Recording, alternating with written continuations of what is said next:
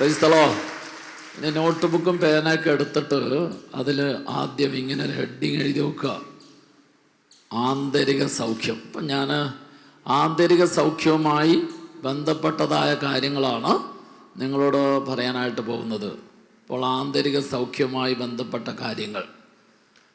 ഇനി അതിൽ ആദ്യത്തെ കാര്യം നിങ്ങളിങ്ങനെ എഴുതി വെച്ചു, ഒരു മനുഷ്യ വ്യക്തിയുടെ പാപത്തെ ഏറ്റെടുത്ത് പാപമോചനം നൽകാൻ ഈശോയ്ക്ക് മാത്രമേ സാധിക്കുള്ളൂ.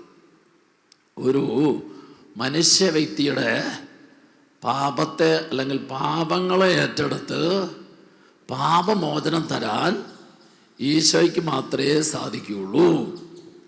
ഇനി രണ്ടാമത്തെ ലൈനിൽ ഇങ്ങനെ എഴുതി വെച്ചു, ഒരു മനുഷ്യ വ്യക്തിയുടെ മനസ്സിൻ്റെ മുറിവുകളെ ഏറ്റെടുത്ത് ആന്തരിക സൗഖ്യം നൽകാൻ ഈശോയ്ക്ക് മാത്രമേ സാധിക്കുള്ളൂ. ഒരു മനുഷ്യ വ്യക്തിയുടെ മനസ്സിൻ്റെ മുറിവുകളെ ഏറ്റെടുത്ത് ആന്തരിക സൗഖ്യം നൽകാൻ ഈശോയ്ക്ക് മാത്രമേ സാധിക്കുള്ളൂ. Price the Lord. Price the Lord. ഈ രണ്ട് കാര്യങ്ങൾ എഴുതി വെച്ചിട്ട് ഇങ്ങനെ, അതായത് ഒരു മനുഷ്യ വ്യക്തിയുടെ പാപത്തെ ഏറ്റെടുത്ത് പാപമോചനം നൽകാൻ ഈശോയ്ക്ക് സാധിക്കുള്ളൂ. അതുകൊണ്ടാണ് യോഹന്നാന്റെ സുവിശേഷം 8-ാം അധ്യായം 11-ാം തിരുവചനത്തിൽ, യോഹന്നാൻ 8:11, ഈശോ വ്യഭിചാരത്തിൽ പിടിക്കപ്പെട്ട പാപിനിയായ സ്ത്രീയോട് പറഞ്ഞു, മകളെ പൊയ്ക്കൊള്ളുക, ഇനിമേൽ പാപം ചെയ്യരുത്. മകളെ പൊയ്ക്കൊള്ളുക എന്ന് പറഞ്ഞാൽ അന്ന് വരെ അവൾ ചെയ്ത സകല പാപങ്ങളും ഈശോ ഏറ്റെടുത്ത് അവൾക്ക് പൂർണ്ണമായിട്ടുള്ള പാപമോചനം നൽകി. അതുകൊണ്ട് അവൾക്ക് സമാധാനത്തിൽ പോകാൻ സാധിച്ചു. അവൾ പോയത് പൂർണ്ണമായ സമാധാനത്തിലും സന്തോഷത്തിലുമാണ്. എന്നിട്ട് ഈശോ അവളോട് പറഞ്ഞു, ഇനിമേലിൽ പാപം ചെയ്യരുത്. നിനക്ക് ലഭിച്ചതായി പാപമോചനത്തിൻ്റെ സന്തോഷം നിനക്ക് എന്നും ജീവിച്ച്, ഈ സന്തോഷത്തിൽ നിനക്ക് എന്നും ജീവിച്ച് വളരാനായിട്ട് സാധിക്കും. എങ്ങനെ പറയൂ? ഇനി മേലിൽ പാപം ചെയ്യാതിരുന്നാൽ, ഇനി മേലിൽ പാപം ചെയ്യാതിരുന്നാൽ നിനക്ക് ലഭിച്ചതായ ഈ പാപമോചനത്തിൻ്റെ സന്തോഷത്തിൽ എന്നും ജീവിക്കാനായിട്ട് സാധിക്കും. Price the Lord. Price the Lord. ആ സ്ത്രീക്ക് ഈശോ കൊടുത്ത ഉറപ്പ് പോലെ നിനക്കും കിട്ടിയോ ഇല്ലയോ? ഇന്നലെ നല്ല കുമ്പസാരം നടത്തിയോ? നല്ല കുമ്പസാരം നടത്തിയോ ഇല്ലയോ? Price the Lord. ഞാൻ നല്ലൊരു കുമ്പസാരം നടത്തിയാൽ ഞാൻ ആരാവും? അതന്നെ, ഞാൻ നല്ലൊരു കുമ്പസാരം നടത്തിയാൽ ഞാനൊരു പുതിയ വ്യക്തിയായി മാറും. Price the Lord. Price the Lord. Price the Lord. Price the Lord. എന്താ നല്ല കുമ്പസാരം എന്ന് പറഞ്ഞാൽ 3 രീതിയിൽ കുമ്പസാരിക്കാം. ഒന്ന് എന്താണെന്ന് വെച്ച് കഴിഞ്ഞാൽ ഡീസൻ്റ് കുമ്പസാരം നടത്താം. എന്താണെന്ന് അറിയാം ഡീസൻ്റ് കുമ്പസാരം എന്ന് പറഞ്ഞാൽ? ഡീസൻ്റ് കുമ്പസാരം എന്ന് പറഞ്ഞാൽ ആര് കേട്ടാലും കുഴപ്പമില്ലാത്ത ചില പാപങ്ങളുമായിട്ട് ചെല്ലും. എന്നിട്ട് പറയും, ഞാൻ ചെറിയ നുണയൊക്കെ പറഞ്ഞിട്ടുണ്ട്, കുറ്റമൊക്കെ പറഞ്ഞിട്ടുണ്ട്, ആര് കേട്ടാലും കുഴപ്പമില്ല. അങ്ങനെ അത് മാത്രം പറഞ്ഞ് ഗൗരവമായതിനെ മറച്ചു വെച്ച് അങ്ങനെ നടത്തുന്ന കുമ്പസാരത്തിൻ്റെ പേരാണ് ഡീസൻ്റ് കുമ്പസാരം. ഡീസൻ്റ് കുമ്പസാരം നടത്തിയാൽ സമാധാനത്തിൽ പോകാൻ പറ്റുമോ? ഇല്ല. എന്നറിയോ? മറച്ചു വച്ചിരിക്കുന്ന പറയാത്ത പാപം, അതിലൂടെ പിശാച് ഇങ്ങനെ ഉള്ളിൽ വീണ്ടും വീണ്ടും കുറ്റബോധം, വീണ്ടും വീണ്ടും അസ്വസ്ഥത, വീണ്ടും വീണ്ടും പാപം ചെയ്യാനുള്ള പ്രേരണ, വീണ്ടും വീണ്ടും പാപം ചെയ്യാനുള്ള നിർബന്ധം ഉണ്ടായിക്കൊണ്ടേക്കും. Price the Lord. അപ്പൊ ഈശോ ആ വ്യഭിചാരത്തിൽ പിടിക്കപ്പെട്ട സ്ത്രീയോട് പറഞ്ഞതുപോലെ ഡീസൻ്റ് കുമ്പസാരം നടത്തുന്ന സ്വീകരിക്കാൻ പറ്റിയല്ല. എന്താ മോളെ, സമാധാനത്തിൽ പൊക്കൂ, സമാധാനത്തിൽ പൊക്കൂ. അപ്പൊ സമാധാനം കിട്ടണമെങ്കിൽ ഞാൻ നല്ല കുമ്പസാരം നടത്തണം. അപ്പം അതിലൂടെ എൻ്റെ പാപം മുഴുവൻ മോചിച്ച് എനിക്ക് സമാധാനത്തോടെ ഇനിമേൽ പാപം ചെയ്യരുത് എന്ന് പറഞ്ഞതുപോലെ പാപം ചെയ്യാതെ ജീവിക്കാൻ പറ്റും. Price the Lord. Price the Lord. Price the Lord. Hallelujah. Hallelujah. ഇനി രണ്ടാമത്തതാണ് കള്ളക്കുമ്പസാരം. കള്ളക്കുമ്പസാരം എന്ന് പറഞ്ഞു കഴിഞ്ഞാൽ ഒരു കുമ്പസാരത്തിൽ ഏതെങ്കിലും ഒരു പാപം അല്ലെങ്കിൽ പാപങ്ങൾ മറച്ചു വെച്ചിട്ട് കുമ്പസാരിക്കും. അങ്ങനെ മറച്ചു വെച്ചിട്ട് കുമ്പസാരിക്കുന്ന ആ കുമ്പസാരം കള്ളക്കുമ്പസാരം, മറച്ചു വെച്ചിട്ട് കുമ്പസാരിക്കുന്ന ആ കുമ്പസാരം കള്ളക്കുമ്പസാരം, അതിനുശേഷം നടത്തുന്ന എല്ലാ കുമ്പസാരങ്ങളും കള്ളക്കുമ്പസാരം. അങ്ങനെ ഞാൻ ഡീസൻ്റ് കുമ്പസാരോ കള്ളക്കുമ്പസാരോ നടത്തിയിട്ട് ഞാൻ ഈശോയെ സ്വീകരിച്ചാൽ ഒരിക്കലും എൻ്റെ ഉള്ളിലേക്ക് വരുന്നത് ഈശോ ആയിരിക്കില്ല, മറിച്ച് ഞാൻ തിരുവവസ്ഥി, ഈശോയുടെ ശരീരം, ഈശോയുടെ ശരീരത്തിൽ എന്തുണ്ട്? ചിലപ്പോൾ ഇങ്ങനെ പറയും, അത് ഞങ്ങൾക്ക് വിശുദ്ധ കുർബാനയിൽ തിരുശരീരം മാത്രമേ കിട്ടുന്നുള്ളൂ, തിരുരക്തം കിട്ടുന്നില്ല. ശരിയാണോ? അല്ല. എന്താ തിരുശരീരം? നമുക്കറിയാം, നമ്മുടെ ശരീരം മുറിഞ്ഞു കഴിഞ്ഞാൽ ആ മുറിയുന്ന ശരീരത്തിൽ എന്താ വരുന്നത്? രക്തം. അപ്പോൾ തിരുശരീരത്തിൽ തിരുരക്തമുണ്ട്. അപ്പം ഞാൻ യോഗ്യതയില്ലാതെ എന്ന് പറഞ്ഞാൽ ഡീസൻ്റ് കുമ്പസാരോ കള്ളക്കുമ്പസാരോ നടത്തിയിട്ട് ഞാൻ വിശുദ്ധ കുർബാന സ്വീകരിച്ചാൽ, ഈശോയെ സ്വീകരിച്ചാൽ ഈശോ ആയിരിക്കുകയല്ല വരുന്നത്. പിന്നെ ആരായിരിക്കും? പിശാചായിരിക്കും വരുന്നത്. അപ്പോൾ പറയാം, ഇങ്ങനെ ഏതെങ്കിലും വ്യക്തി ഈശോയെ സ്വീകരിച്ചാൽ എന്തായിരിക്കും അവർക്ക് സംഭവിക്കാൻ പോകുന്നത് എന്നുള്ള കാര്യം 1 കൊരിന്ത്യർ 11:27 മുതലുള്ള തിരുവചനത്തിൽ രേഖപ്പെടുത്തിയിട്ടുണ്ട്. ആരെങ്കിലും അയോഗ്യതയോടെ കർത്താവിൻ്റെ ശരീരം ഭക്ഷിക്കുകയും രക്തം പാനം ചെയ്യുകയും ചെയ്താൽ അവൻ തൻ്റെ തന്നെ ശിക്ഷാവിധിയാണ് അടുത്ത പറ ഭക്ഷിക്കുന്നതും പാനം ചെയ്ത്. ഇങ്ങനെ അയോഗ്യതയോടുകൂടി യോഗ്യതയില്ലാതെ വിശുദ്ധ കുർബാന സ്വീകരിച്ചതിന്റെ ഫലമായിട്ട് തുടർന്ന് വചനം പറയാണ്, നിങ്ങളിൽ ചിലർ രോഗികളും ചില ദുർബലരും ചില രോഗികളും. അപ്പോൾ അത് ശാരീരികമായ രോഗമാകാം, മാനസികമായിട്ടുള്ള ഭാരങ്ങളുടേതാകാം, പല വിധത്തിലുള്ള തകർച്ചകളുടെ നഷ്ടങ്ങളുടേതായ രോഗമാകാം. നിങ്ങൾ ചില രോഗികളും ദുർബലരും എന്ന് പറഞ്ഞാൽ ഞാൻ വീണ്ടും പിടിച്ചു നിൽക്കാൻ പറ്റത്തില്ല. പല ധ്യാനം കൂടുന്നു, പക്ഷെ പിടിച്ചു നിൽക്കാൻ പറ്റത്തില്ല. എന്നെ വീണ്ടും കൊണ്ട് വീക്കായിക്കൊണ്ടിരിക്കുക. ഈ വീക്കാക്കുന്ന ആരാ? ഈ വീക്കാക്കുന്നത് പിശാചാണ്. അപ്പോൾ നമ്മൾ യഥാർത്ഥമായിട്ടുള്ള നല്ല കുമ്പസാരം നടത്താതെ ഡീസൻ്റ് കുമ്പസാരവും കള്ളക്കുമ്പസാരവും ഒക്കെ നടത്തിയിട്ട് വിശുദ്ധ കുർബാന സ്വീകരിച്ചു കഴിഞ്ഞാൽ ഈശോ ആയിരിക്കുകയല്ല, മറിച്ച് പിശാച് വന്ന് നമ്മൾ വീണ്ടും ബലഹീനത, ദുർബലത നമുക്ക് തന്നുകൊണ്ടിരിക്കും. നിങ്ങൾ ചിലർ ദുർബലരും എന്ന് പറഞ്ഞു കഴിഞ്ഞാൽ എത്ര ധ്യാനം കൂടി പിടിച്ചു നിൽക്കാൻ പറ്റുന്നില്ല, എത്ര കുമ്പസാരിച്ചു എന്നിട്ട് പാപത്തെ ഉപേക്ഷിക്കാൻ പറ്റുന്നില്ല. ഇങ്ങനെ ഒന്നിനു പുറകെ ഒന്നായിട്ട് ഈ ദുർബലതയിലേക്ക് പോകുന്നത്, അതിൻ്റെ കാരണം ഞാൻ അയോഗ്യതയോട് ഈശോ സ്വീകരിക്കുന്നുണ്ടാ. അടുത്തത് പറയാം. 3-ാമത്തെ കാര്യം പറഞ്ഞോ. എന്താ? മരിച്ചു പോകാനും കാരണമായി തീരുന്നത്. മരിച്ചു പോകുക എന്ന് പറഞ്ഞാൽ ശാരീരികമായ മരണമല്ല, ആത്മീയമായ മരണം. ആത്മീയമായ മരണം എന്ന് പറഞ്ഞാൽ പിന്നെ പള്ളിയിൽ നിന്ന് അകലുന്നു, വിശ്വാസത്തിൽ നിന്ന് അകലുന്നു, അതുപോലെ തന്നെ ദൈവമായുള്ള ബന്ധത്തിൽ നിന്ന് അകലുന്നു. അവൾ ദൈവത്തിന് മുമ്പിൽ മരിച്ച വ്യക്തിയാണ്. ഹല്ലേലൂയ. ജീവിച്ചിരിക്കുന്നു എന്ന് പറയുന്നുണ്ടെങ്കിലും അവര് മൃതരാണ് എന്ന് കർത്താവിന്റെ വചനം പറയും. അപ്പോൾ ജീവിച്ചിരിക്കുന്നു എന്ന് പറയുന്നെങ്കിലും മൃതരാണ്. അതാണ് നിങ്ങൾ ചിലർ മരിച്ചു പോകാനും കാരണമായിത്തീരുന്നു. അതുകൊണ്ട് നിങ്ങൾ നല്ല ബോധ്യം വേണം. എന്ന് പറഞ്ഞിട്ടുണ്ടല്ലോ, എനിക്ക് നല്ല യോഗ്യതയില്ല എന്നുള്ളിൽ തോന്നിയാൽ ഞാൻ വിശുദ്ധ കുർബാന സ്വീകരിക്കുന്നു. പക്ഷെ സീറോ മലബാർ റീത്തിൽ നമ്മൾ വിശുദ്ധ കുർബാന സ്വീകരിക്കുന്നതിന് മുമ്പ് ഒരു അനുതാപ ശുശ്രൂഷ, ആ വിശുദ്ധ കുർബാന സ്വീകരിക്കുന്നതിന് മുമ്പായിട്ട് ശുശ്രൂഷ ഇങ്ങനെ ജനത്തെ ഓർമ്മപ്പെടുത്തും. അനുതാപത്തോടും ഭക്തിയോടും കൂടി നമുക്ക് നമ്മുടെ ഇന്നലകളിലെ വന്നുപോയ തെറ്റുകളെയും കുറ്റങ്ങളെയും എല്ലാം ഓർത്ത് അനുദപിക്കാം. എന്നിട്ട് ഓരോ പ്രാർത്ഥന ചെല്ലുമ്പോഴും ജനം മറുപടി പറയും, ആ പാപത്തിൻ്റെ മോചനം. അപ്പം എന്നറിയോ, അങ്ങനെയുള്ള സമയത്ത് ഞാൻ ഇങ്ങനെ കർത്താവിനോട് പ്രാർത്ഥിക്കുക, കർത്താവേ, ചിന്തയിലോ വാക്കിലോ പ്രവൃത്തിയിലോ ഏതെങ്കിലും വിധത്തിൽ തെറ്റുകളോ കുറ്റങ്ങളോ വന്നു പോയിട്ടുണ്ടെങ്കിൽ എനിക്ക് യോഗ്യതയോടെ വിശുദ്ധ കുർബാന സ്വീകരിക്കണം. ഇപ്പോഴെനിക്ക് യോഗ്യതയിൽ ചില കുറവുണ്ടോ എന്നൊരു സംശയമുണ്ട്. ഞാൻ അങ്ങനെ ഓർത്ത് അനുദപിക്കുമ്പോൾ അപ്പം എന്താണെന്നറിയോ, വിശുദ്ധ കുർബാന ഒരു കൂദാശയാണ്. ഈ കൂദാശയിൽ ലഘുപാപങ്ങൾ മോചിക്കാനായിട്ടുള്ള ശക്തിയുണ്ട് വിശുദ്ധ കുർബാന എന്ന കൂദാശയ്ക്ക്. അപ്പം അതുകൊണ്ട് ഞാൻ ഏതെങ്കിലും അയോഗ്യത കുറവ് എന്നിൽ ഉണ്ടെന്ന് തോന്നിയാൽ ഞാൻ ആ സമയത്ത് കർത്താവിൻ്റെ മുമ്പിൽ അനുദപിച്ച് ഏറ്റുപറഞ്ഞ് നല്ല യോഗ്യതയോടെ സ്വീകരിക്കാൻ പറ്റും. അത് എന്നും നമ്മൾ അങ്ങനെ ചെയ്യണം.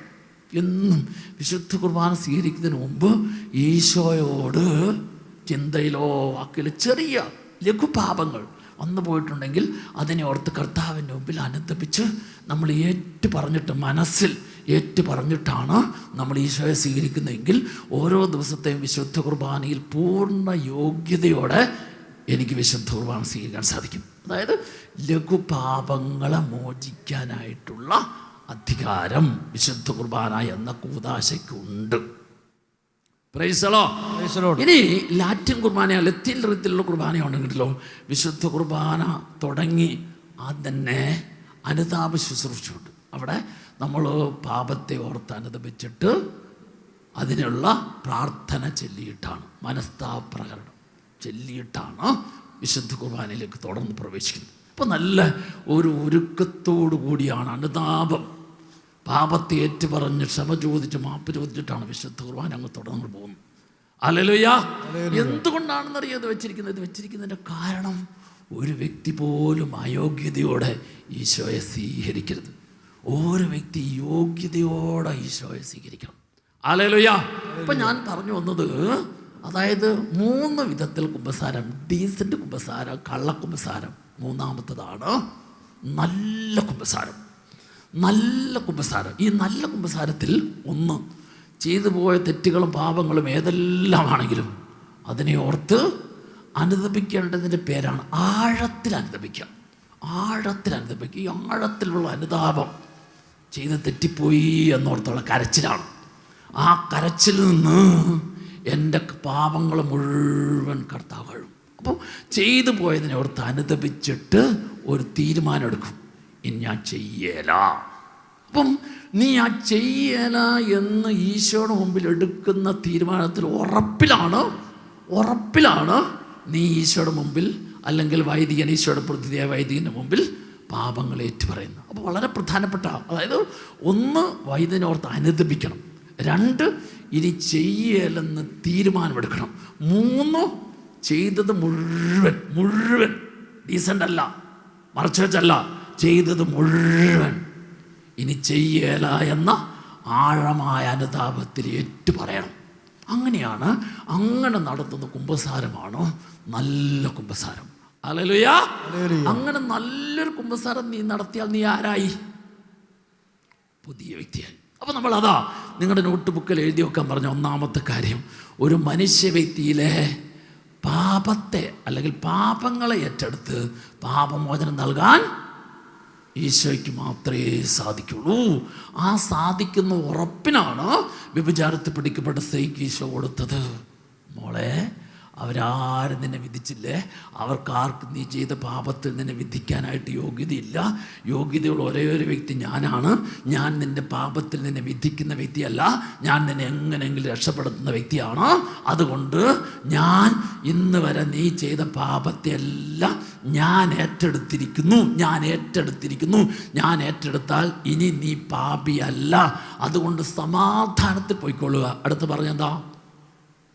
മേലിൽ പാപം ചെയ്യരുത്. മേലിൽ പാപം ചെയ്യരുത്.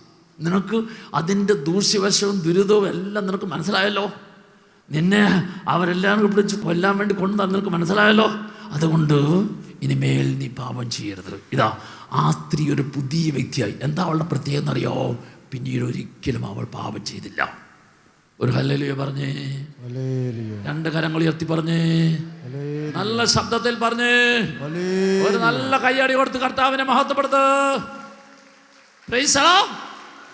ഇനിമേലിൽ പാപം ചെയ്യരുത് എന്ന് പറഞ്ഞവൾ എങ്ങനെ ജീവിച്ചു? പാപം ചെയ്യാതെ ജീവിച്ചു. Praise the Lord. അപ്പം നീ ഇന്നലെ നടത്തിയ കുമ്പസാരം നല്ല കുമ്പസാരമാണെങ്കിൽ നീ ഒരു പുതിയ വ്യക്തിയായി. ഇനി ആ പുതിയ വ്യക്തിയായ നിനക്ക് പാപം ചെയ്യാതെ ജീവിക്കണമെങ്കിൽ ലഭിക്കേണ്ട വളരെ പ്രധാനപ്പെട്ട ഒരു കാര്യമാണ്, നിൻ്റെ ഇന്നലകളിൽ നിൻ്റെ മനസ്സിനേറ്റ എല്ലാ മുറിവുകൾക്കും സൗഖ്യം കിട്ടണം. നിൻ്റെ എല്ലാ മുറിവുകൾക്കും എന്ത് കിട്ടണം? സൗഖ്യം കിട്ടണം. എൻ്റെ മനസ്സ് മുറിവേറ്റ മനസ്സാണെങ്കിൽ ഈ മുറിവേറ്റ മനസ്സ് എന്നെ പാപത്തിലേക്ക് നയിക്കും. വീണ്ടും പാപം ചെയ്യും. ഞാൻ കുമ്പസാരിച്ചു, പാപമോചനം എനിക്ക് കിട്ടി. പക്ഷേ എൻ്റെ മനസ്സ് മുറിവേറ്റ മനസ്സാണെങ്കിൽ ഈ മുറിവേറ്റ മനസ്സ് എന്നെ പാപത്തിലേക്ക് നയിക്കും. ഹല്ലേലൂയ. അപ്പോൾ എന്താ നീ മനസ്സിലാക്കേണ്ടത്? നിൻ്റെ മനസ്സിൻ്റെ മുറിവുകളെ ഏറ്റെടുക്കാനും ആ മനസ്സിൻ്റെ മുറിവുകളെ സുഖപ്പെടുത്താനും സാധിക്കുന്ന ഒരേ ഒരു വ്യക്തി യേശു മാത്രമാണ്. Price the Lord. നിങ്ങളിങ്ങനെ മനസ്സിലാക്കൂ. അതായത് ഒരു ഡോക്ടർ എത്ര പ്രഗത്ഭനായ ഡോക്ടറായാലും ആ ഡോക്ടറിന് ഓപ്പറേഷൻ ചെയ്ത് ശരീരത്തെ മുറിക്കാൻ പറ്റും. ഓപ്പറേഷൻ ചെയ്ത് ശരീരത്തെ മുറിക്കാൻ പറ്റും. പക്ഷേ മുറിച്ച മുറിവിനെ എന്ത് ചെയ്യാൻ പറ്റിയല്ല. ഒരു ഡോക്ടറും എന്തോരം വിചാരിച്ചാലും മുറിച്ച മുറിവിനെ കരിക്കാൻ പറ്റിയല്ല. പറ്റും തോന്നുന്നുണ്ടോ? ഇല്ല. മുറിച്ച മുറിവിനെ കരിക്കാൻ പറ്റിയല്ല. ഉണങ്ങാനായിട്ട് കരിയാനായിട്ട് പഠിച്ചിരിക്കുന്ന ആൻറ്റിബയോട്ടിക് മരുന്ന് ഏതൊക്കെയാണ് കൊടുക്കാം. പക്ഷേ കരിയണമെന്ന് ഇല്ല. മുറിവ് ഉണങ്ങണമെന്ന് ഇല്ല. നിർബന്ധമില്ല. മുറിവ് ഉണങ്ങണമെങ്കിൽ, മുറിവ് കരിയണമെങ്കിൽ ആര് കരിയണം? പറയ്, കർത്താവ് കരിയണം. അപ്പോൾ പ്രഗത്ഭനായ ഡോക്ടർ ഓപ്പറേഷൻ ചെയ്ത് മുറിച്ച മുറിവിനെ കരിക്കാൻ ആർക്കേ സാധിക്കൂ? കരിക്കാൻ ഈശോയ്ക്ക് സാധിക്കൂ. അപ്പോൾ മനുഷ്യൻ്റെ പാപം മൂലം വന്ന, അതുപോലെ തന്നെ കുറ്റപ്പെടുത്തിയ, കളിയാക്കിയ, വേദനിപ്പിച്ച, നൊമ്പരപ്പെടുത്തിയ, താഴ്ത്തിക്കെട്ടിയ ഏതെല്ലാം മനസ്സിൻ്റെ മുറിവാണോ, ഈ മനസ്സിൻ്റെ മുറിവുകളെ സുഖപ്പെടുത്താൻ ആർക്കേ സാധിക്കൂ? അവൻ, എഴുതിക്കൂ, അവൻ മുറിവുകളെ ഏറ്റെടുക്കുന്നവനും മുറിവുകളെ സുഖപ്പെടുത്തുന്നവനുമാണ്. ഈശോ മുറിവുകളെ ഏറ്റെടുക്കുന്നവനും മുറിവുകളെ സുഖപ്പെടുത്തുന്നവനുമാണ്. ഈശോ മുറിവുകളെ ഏറ്റെടുക്കുന്നവനും മുറിവുകളെ സുഖപ്പെടുത്തുന്നവനുമാണ്. അതുകൊണ്ട് കർത്താവിൻ്റെ വചനം ഉറപ്പായിട്ട് നമുക്ക് പറഞ്ഞു തരും.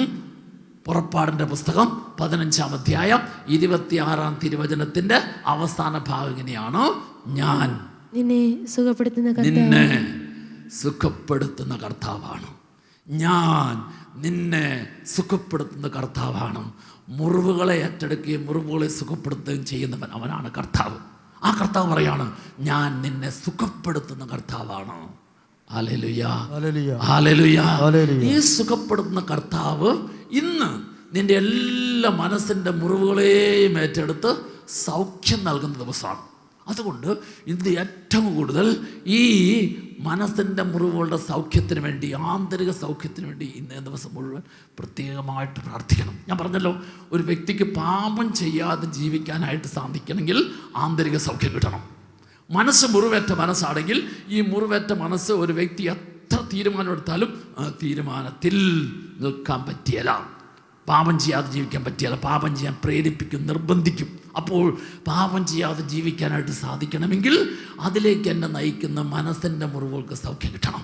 അതുകൊണ്ട് ഈശോ തൻ്റെ വചനത്തിലൂടെ നമുക്ക് ഉറപ്പ് തരികയാണ്. 1 യോഹന്നാൻ 1-ാം അധ്യായം 7-ാം തിരുവചനം.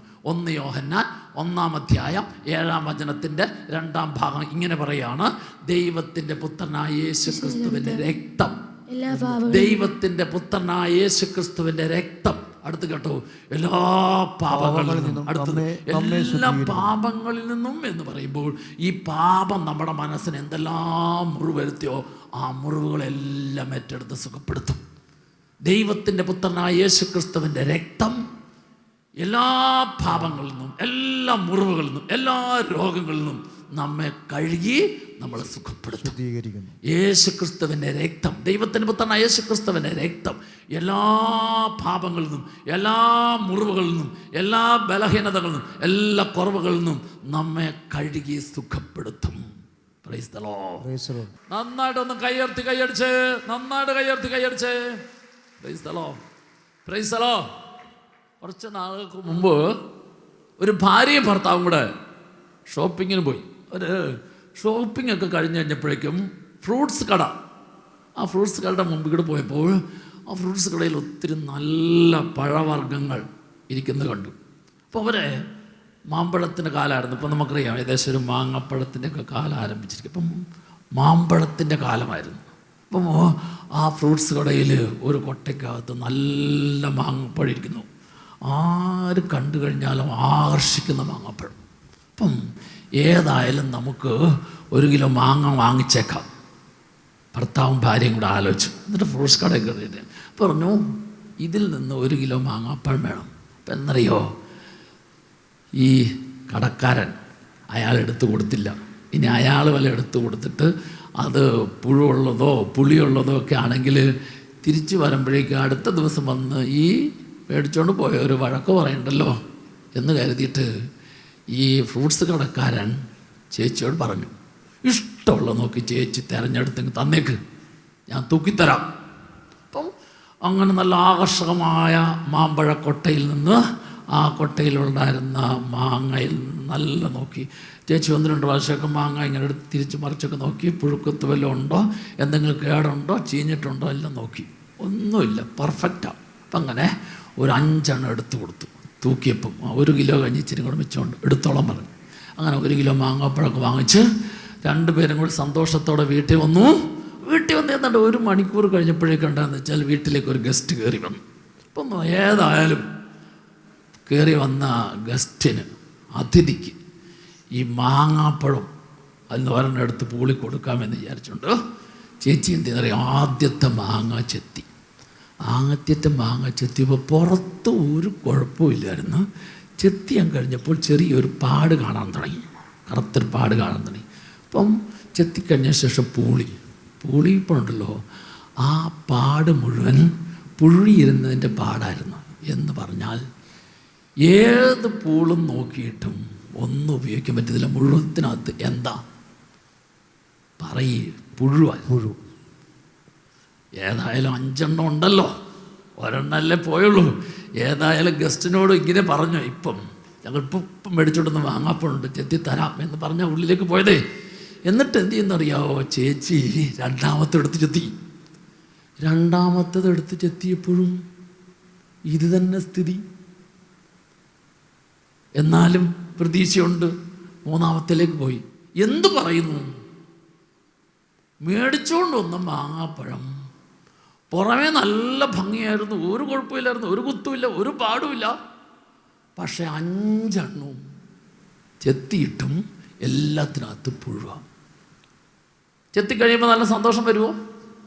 വെറുതെ കാശ് പോയല്ലോ. മാത്രമല്ല, കാശ് പോയത് പോട്ടെ, ഒരാളെ ഇപ്പം മാങ്ങപ്പഴം ചെത്തിക്കൊണ്ട് വരാമെന്ന് പറഞ്ഞുകൊണ്ട് അകത്തേക്ക് കൊണ്ടിനി അയാളോട് എന്ത് പറയും? തിരിച്ച് എന്നിട്ട് ചേച്ചി ഈ അബദ്ധം പറഞ്ഞു. അപ്പോൾ ഉടനെ ആ ഗസ്റ്റ് പറഞ്ഞു, നിങ്ങൾ വിഷമിക്കണ്ട, എന്താണെന്നറിയോ, കച്ചവടക്കാരനെയോ മേടിച്ചുകൊണ്ടുവന്ന് നിങ്ങളെയോ മാങ്ങയോ കുറ്റം പറയാൻ പറ്റിയല്ല.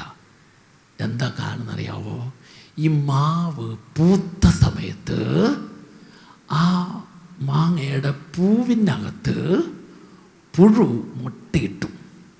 ഈ മുട്ടയിട്ട പുഴു ഉണ്ടല്ലോ, പുഴു പോയി, മുട്ട അവിടെ കിടപ്പുണ്ടായിരുന്നു.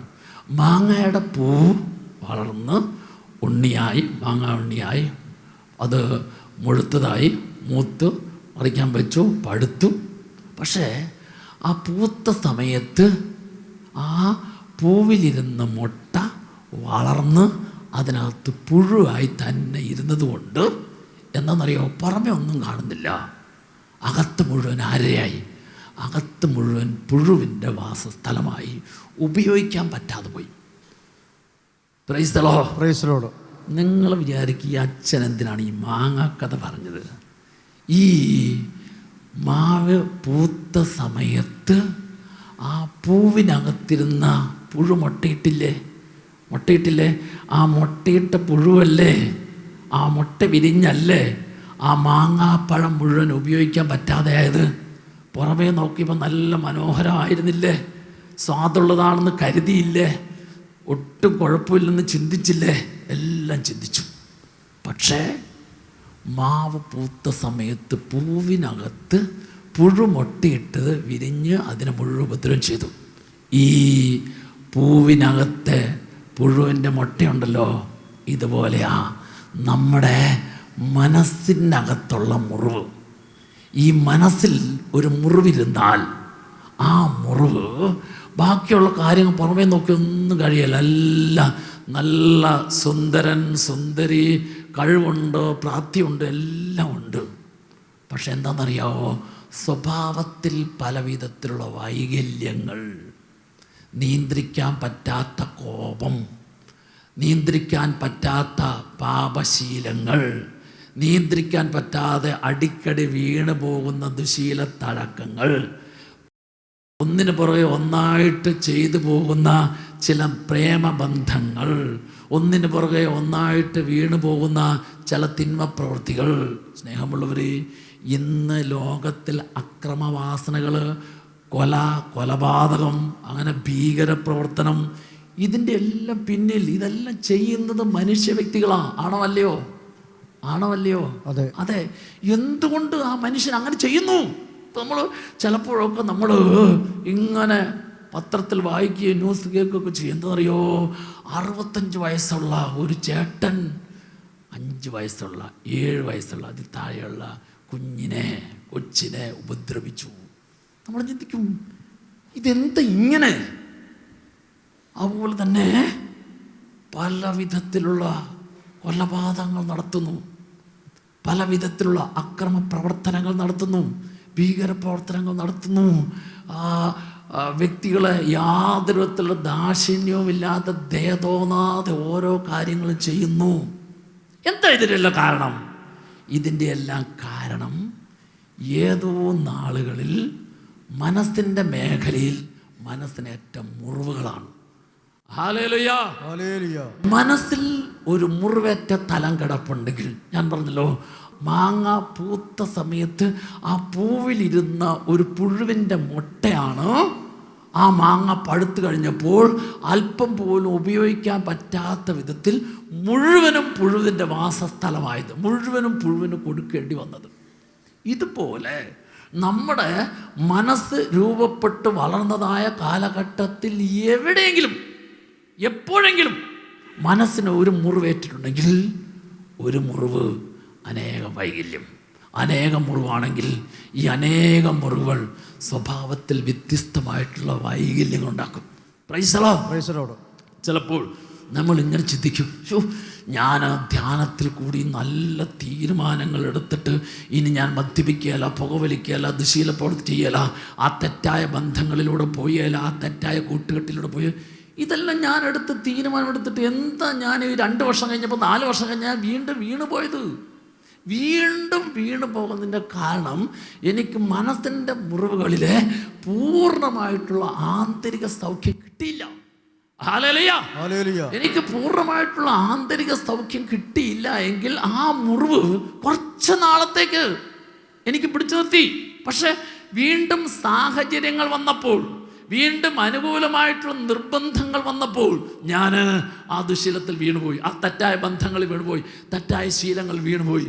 ഇതിൻ്റെ എല്ലാം പിന്നിൽ ഏതോ നാളുകളിൽ സംഭവിച്ച മനസ്സിൻ്റെ മുറിവുണ്ട്. ഹല്ലേലൂയ. ഹല്ലേലൂയ.